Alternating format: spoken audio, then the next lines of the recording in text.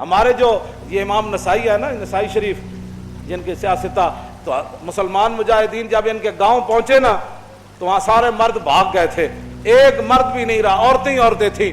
جب مسلمان مجاہدین کو پتہ چلا کہ یہاں تو عورتیں ہی عورتیں ہیں، تو انہوں نے یہ نہیں کہا یہ تو غیروں کی عورتیں ہیں، لوٹ مار کرو، قتل و غارت کرو۔ انہوں نے کہا کہ نہیں، عورتوں سے ہمیں لڑنے کی کوئی ضرورت نہیں۔ وہ اس گاؤں کو چھوڑ کر واپس آ گئے، کہا کہ یہاں تو عورتیں ہی عورتیں ہیں اور تم کیا کر رہے ہو؟ یہ ہے مسلمانوں کا کردار۔ اور جب حاتم طائی کی بیٹی ننگے سر حضور کے سامنے آئی تو پھر رسول اللہ نے ان سے قید ہو کر آئی اور فرمایا کیا چاہتی ہو؟ کہا جی میں نے آپ یہاں نہیں رہنا، مجھے میرے بھائی عدی بن حاتم شام دوڑ گیا ہے، آپ مجھے سواری دیں اور راستے کا خرچہ دیں، زیادہ راہ دیں تو مجھے آپ آزاد کر دیں۔ حضور نے فرمایا یہ بھائی ان کو سواری بھی دے دو، ان کو کپڑے بھی دے دو، ان کو زیادہ راہ بھی دے دو اور ان کو بحفاظت شام روانہ کر دو۔ جب وہ شام پہنچی نا، عدی بن حاتم، حاتم طائی کے بیٹا، ان کا بھائی نے کہا تھا میں نے حضور کا کلمہ نہیں پڑھنا، جو مرضی ہو جائے۔ جب وہ بہن بھائی کے پاس پہنچی تو پہنچنے کے بعد اس نے پوچھا تو کہاں سے آ رہی ہے؟ انہوں نے کہا میں تو رسول اللہ کے دربار سے آ رہی ہوں۔ انہوں نے کہا پھر کیا ہوا؟ انہوں نے کہا میں تو قید ہو گئی تھی۔ انہوں نے کہا پھر تجھے قتل نہیں؟ انہوں نے کہا قتل کی بات کرتا ہے تو قتل کی بات ہے؟ انہوں نے کہا تو نے کیسا ان کو پایا؟ انہوں نے کہا بھائی جان ایتھے سمجھ آنے والی گل نہیں۔ انہوں نے کہا میں تے نہیں مننا۔ انہوں نے کہا جلا ہویا ایک بار جا تے صحیح، تو ویکھ تے صحیح، تو آیا نہ در تے کیوں بد نصیبہ، ہزاراں رنگاں وچ رنگیں دے محمد۔ بہن دے کہن ہوتے عدی بن حاتم کہنے میں تو تیز سواری رکھی ہوئی سی، میں تو نس آیا، میں حضور دا کلمہ نہیں پڑھنا۔ بہن کہنے لگی ایک باری جا تے صحیح، یہ دسن والی گل کوئی نہیں، ایک باری تو جا کے چہرہ انور ویکھ تے صحیح، خلق عظیم ویکھ تے صحیح، انہاں دی اخلاق تے عادات ویکھ تے صحیح جلیا۔ وہ کہندے میں اتھوں نسدا آیا، نسدیاں پھر میں جدو آیا تو میں نے پتہ چلیا حضور مسجد نبوی شریف تشریف فرماون۔ کہندے میں جدو جا کے حاضر ہویا تو حضور اٹھ کھڑے ہوئے میرے واسطے۔ انہاں مولویاں پیراں خود اخلاق کے وجہ پیش کیتے، میں تو انہوں سچی گل کر رہا ہوں۔ ارے نہ چونکہ خود نہیں اس راستے تے چلنا سی تے چونکہ ایسے تھے تو پھر چونکہ ایسے تھا تو پھر کیوں جی؟ اور جڑی عورت رو رہی سی اپنے عزیز دی قبر ہوتے، حضور قریب تو گزرے تو فرمایا اسبری، انہوں نہیں سی پتہ رسول اللہ فرما رہے ہیں، انہوں نے سر رکھے ہوا۔ غم چیز ہی ایسی ہوندی، اسے واسطے حضور نے فرمایا میرا امتی پناہ منگے، غم بندے نو تباہ کر کے رکھ دیندا۔ انہیں کہا مینو کہنے والے اسبری، جے تینوں یہ مصیبت پہنچی ہوندی تو تو مینو نہ کہندا ہے گا۔ میرے آقا نے یہ سنی گل تو حضور چل پے، اس عورت نو کوئی گل نہیں فرمائی۔ اس سے یہ بھی پتہ چلتا ہے کہ جب آدمی اگلا اس حالت میں ہو تو اس کو تبلیغ نہیں کرنی چاہیے، بس جو بات کر دی وہ کر دی، بات ختم ہو گئی۔ زبردستی کسی نے ڈھا کے منانا ہے، لبیک دا نعرہ جنوں سمجھ نہیں آیا ہن تسی انہوں ڈھا کے کی منانا ہے؟ اور میں نے یہ دسو جیڑا اے نہیں کہندا حضور میں بھی لبیک کا اتنا ہی مانا ہے، حضور میں بھی حاضر، میرے بچے بھی حاضر، میرا مال بھی حاضر، میری عزت بھی حاضر اور میرے ماں باپ بھی آپ کے لیے حاضر، اس سے زیادہ لبیک کا کوئی معنی نہیں ہے۔ اور تاجدار ختم نبوت کے نعرے کا اس سے زیادہ کوئی معنی نہیں کہ ساری دنیا تہ و بالا ہو جائے لیکن حضور کی ختم نبوت پر پیرا ہر صورت میں ہوگا، بس اس سے زیادہ تاجدار ختم نبوت کا، ہاں جی اس سے زیادہ لوگ ان کو سیاسی نعرہ بنائے پھرتے ہیں، پیڑا اور تے پھکیاں اور، امت اس نعرے پر کھڑی ہو گئی اور وہ نیچے اختلافات تھے امت ان کو بلا گئی، انہوں نے کہا بس بھائی لبیک۔ مسجد نبی شریف میں عرب بھی کہتے ہیں لبیک یا رسول اللہ، کہا ہم عربی ہیں لیکن یہ نعرہ تو ہاں جی مصری بھی کہتے ہیں لبیک یا رسول اللہ۔ پورا عالم اسلام نہیں پوری دنیا کہہ رہی ہے اس وقت لبیک یا رسول اللہ، ہاں لبیک یا رسول اللہ۔ تو اس سے بڑا اللہ کا کیا کرم ہو سکتا ہے کہ امت اختلافات کو بھلا کر حضور کی غلامی کے لیے جمع ہو گئی۔ اور اقبال کہتا تھا، میں کہتا تھا اقبال کی یہ خواب کب پورا ہوگا کہ اقبال کہتا تھا زاں کے ملت را حیات از عشق اوست اور برگ و ساز کائنات از عشق اوست۔ اقبال کہتا تھا کہ ملت کی حیات، ملت کی ترقی، ملت کا عروج اور پوری دنیا پر اسلام کے غلبے کی ایک ہی وجہ ہے کہ امت حضور سے پیار کرے، حضور سے عشق کرے۔ تو میں کہتا یہ کیسے ہوگا، لیکن رب ہے جو چاہے کرے۔ یہ نہیں پتا تھا کہ ممتاز قادری نے جو تختہ دار پر لبیک کہا تھا اس نعرے کی برکت سے پوری امت ایسے کھڑی ہو جائے گی۔ ہاں جی بات اتنی ہے کہ وہ عورت نے حضور نال گل کی تھی کہ مجھے بہت مصیبت پہنچی ہے، اس کو تو پتہ نہیں تھا یہ رسول اللہ ہے، اور غم کتنی عجیب چیز ہے کہ وہ حضور کی آواز کو بھی نہ پہچان سکتا۔ اللہم انی اعوذ بک من الغم والحزن، حضور کی اپنی دعائے مبارکہ ہے کہ میرا امتی کہے میں پناہ مانگتا ہوں غم اور حزن سے۔ ہاں جی، یہ بڑی ڈاڈی شے ہے۔ اب میں جو بات اگلی کرنے لگا ہوں، بعد میں جب صحابہ آئے تو انہوں نے کہا آپ کو پتہ ہے جنہوں نے آپ کہا تھا اصبری صبر کرو وہ کون تھے؟ کہا نہیں۔ انہوں نے کہا وہ تو خود رسول اللہ تھے۔ وہ میں نے حضور کو یہ جواب دیا ہے۔ وہ کہتی ہے میں پھر گئی جلدی جلدی حضور کے دربار پر، میں جو بات کرنے لگا ہوں وہ یہ ہے۔ وہ کہتی ہے جب میں حضور کے دروازے پر پہنچی تو میں نے کوئی وہاں چوکیدار نہیں پایا، 50 گارڈ اگے تھے 50 پیچھے۔ اس حضرت صاحب نہ سلام کون لوے گا؟ جتیاں پوان والے اور جبے پوان والے اور میک اپ کرنے والے اور۔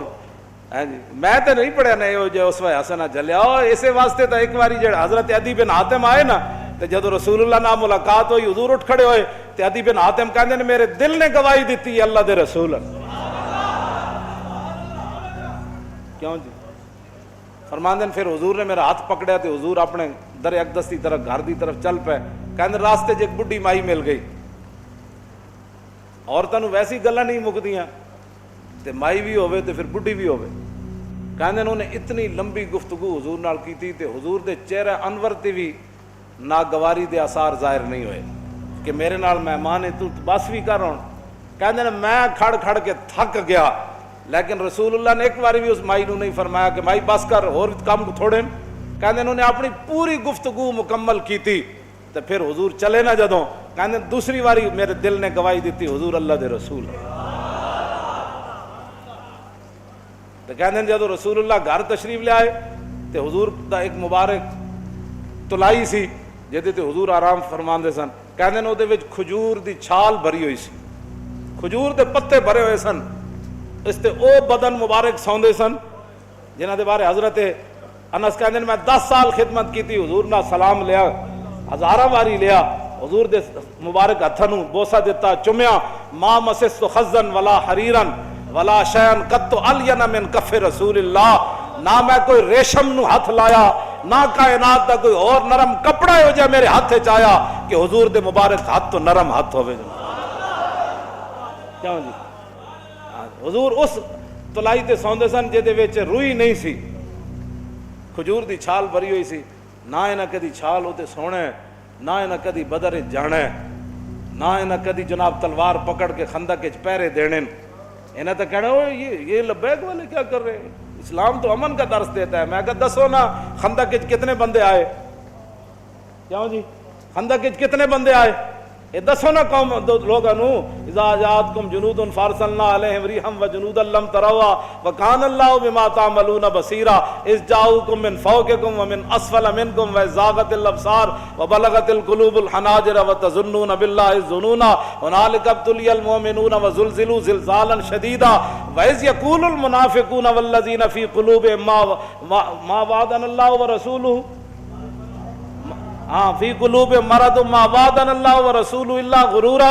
یہ تو منافق کا کام ہوتا ہے جب مشکل وقت او جی دیکھا گریک ڈاؤن ہو گیا، اور میں کہا پھر کی ہویا؟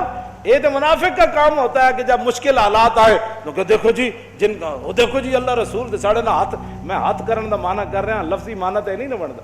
اللہ رسول نے تو ان کا لفظی معنی کیا بنتا ہے کہ انہوں نے کیا اللہ رسول کی طرف نسبت کر دی کہ ہمیں تو دھوکے سے دو چار کر دیا گیا۔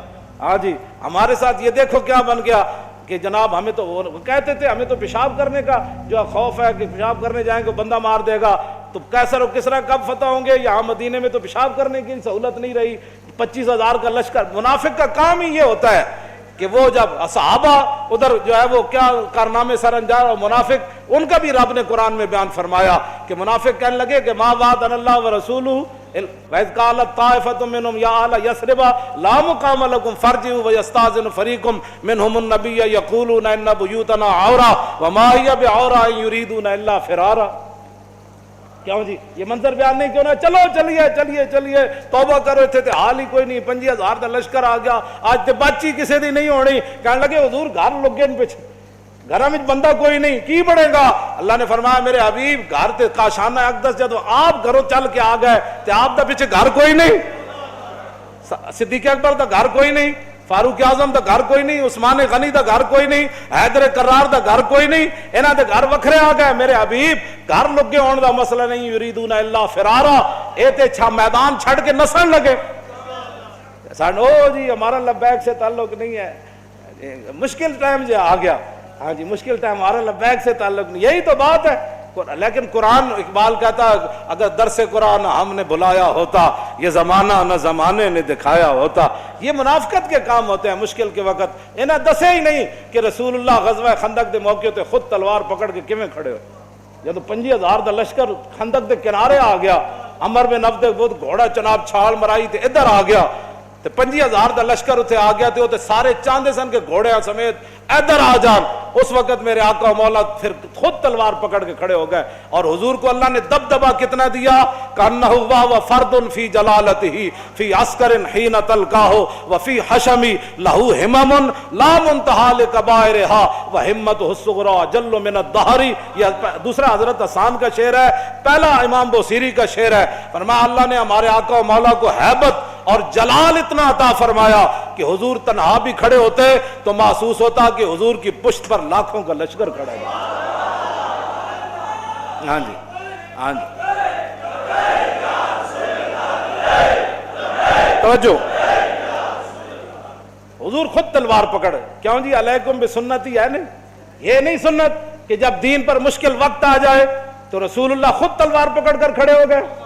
کیا یہ ان کے لیے سنت نہیں تھی کہ جب حضور کی ختم نبوت پر مشکل وقت آیا, حملہ ہو گیا اور حضور کی عزت پر حملہ ہو گیا, تو کیا قوم کے رہنماؤں کی, مذہبی رہنماؤں کی, پیروں کی, فقیروں کی, مولویوں کی یہ ذمہ داری نہیں تھی کہ خود میدان میں ایسے نکل آتے؟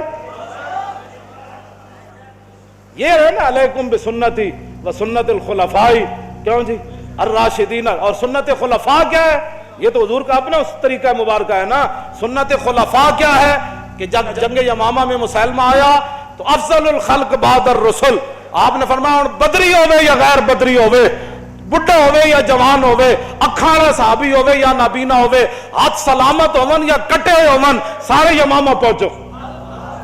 خلفاء دی بھی یہی سنت ہے. جب ختم نبوت کا مسئلہ آیا تو پھر سیدنا صدیق اکبر خود بھی تلوار پکڑ کے چل پے, لشکر تے روانہ کیتے نا, ہاں جی خود بھی چلن لگے.